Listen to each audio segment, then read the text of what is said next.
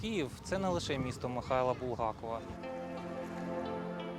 Чи часто вам траплялися художні твори, у яких йшлося про апельсинові хвилі Дніпра поблизу Видобицького монастиря? А чи доводилося вам читати повісті радянського періоду про розбомблений Хрещатик, котрі б утримували увагу, наче кінострічки італійських неореалістів?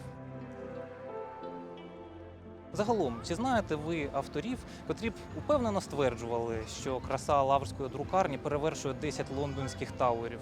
Володимир Короткевич точно не залишив би нікого байдужим.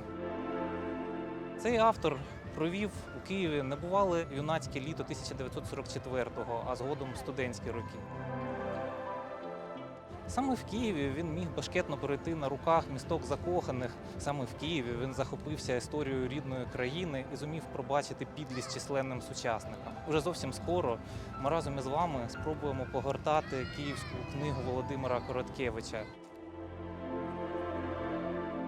Збираємося у парку навпроти Альма-Матер Володимира Короткевича і пам'ятаємо, завдяки Короткевичу, який щиро любив Київ і дарував цю любов своїм читачам, наша солідарність із Білоруссю сьогодні повинна бути ще міцнішою.